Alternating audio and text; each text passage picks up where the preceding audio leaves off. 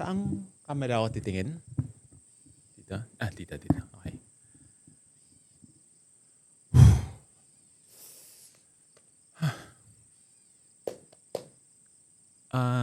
Sino pong mag-interview sa akin? Sorry, Direk. Excuse me. Wako nga! Ano ba yung kinain mo? Walang modo. Kayo mag-interview sa akin?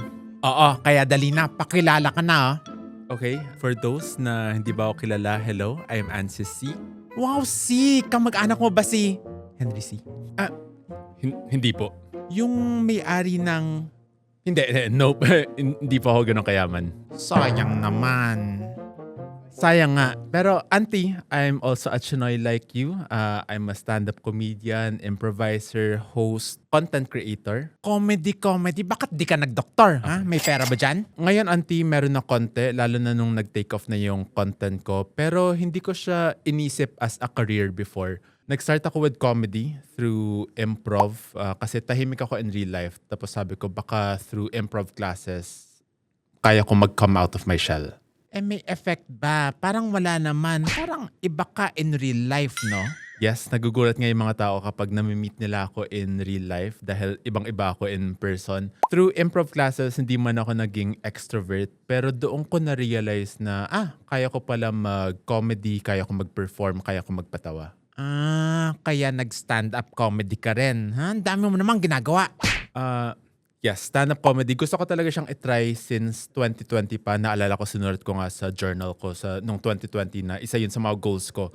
Gusto ko mag-try mag-stand-up. Pero nag-pandemic, so na-delay hanggang 2023. Una ako nag-open mic noon with Comedy Manila sa 2023, May. Tapos, luckily enough, nabook ako kaagad for a Pride show sa June. The rest is history. Content dyan mo ako dinadamay. Ang dami mong pinapagawa sa akin. Ang dami ko ginagawa para sa'yo. Yes, auntie. Thank you. Pero nung nagsimula ako noong 2024, wala ka pa nun. So, nag-experiment lang ako and kung ano-anong ginagawa ko on social media. Tapos, gumawa ako ng content about being Chinoy. Yun yung unang nag-viral. Kaya tinuloy ko na and eventually, lumabas ka. Wako nga. Laki pala ng utang ng loob mo sa akin, ha? Bakit wala ka binibigay sa akin regalo kahit ampaw? Wala. Thank you ulit, auntie. Pero lumaki kasi talaga ako sa ama ko at sa ako ko. So, lola and auntie. And a lot of you nanggaling talaga sa kanila. Siyempre, nandiyan na rin yung mom ko and yung other relatives ko, Filipino man or Chinese na mga pakailamera. Hoy! Boleso, sinong tinatawag mo ang pakialamera? Pero bakit nga ba sa ama mo lumaki? Hindi ka mahal ng mga magulang mo? Auntie naman. Siyempre, mahal ako ng parents ko. Pero nung pinanganak kasi ako, pinapagawa yung bahay namin sa Valenzuela. So, pinadala muna ako ng parents ko sa lola ko. Until nag-start ako mag-school and na-realize nila na mas malapit yung school namin sa bahay ng lola ko. So, doon ako. Tamad ka lang pala, ayaw magising ng maaga. Malayo kasi yung biyahe papuntang school galing Valenzuela. Kaya doon muna ako sa ama ko. Pero maiba naman tayo, maliban sa pagiging Philchay, since ako, ikaw ako, alam ko na...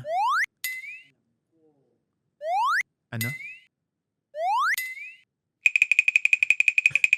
Ano yun, auntie? Basta. Yes, opo. Bakla nga ako. Sabi na nga ba, pag-uusapan din ba natin yan dito?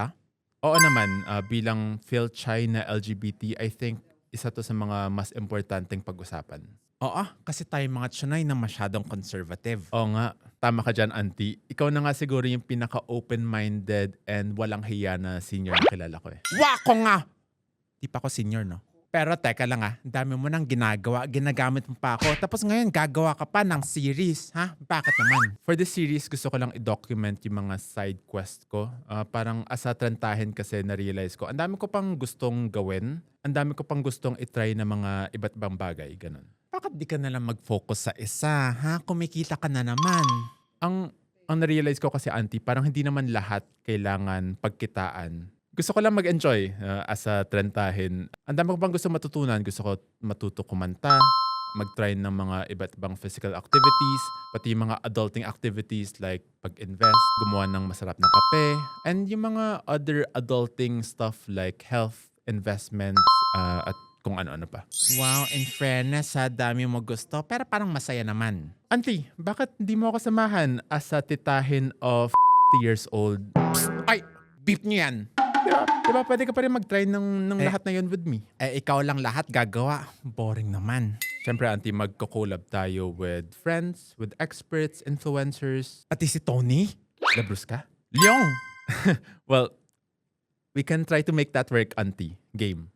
Wako nga. May choice ba ako? Well, wala. Because ako ikaw. And ikaw ako. Wako nga, hindi mo naman sila in-invite mag-like, subscribe, and comment. Ay, oo. Please like, follow, and subscribe. Comment nyo na rin kung ano yung mga dapat pa namin gawin ni auntie. Tsaka huwag kayo mahiya pakailamero kami dito.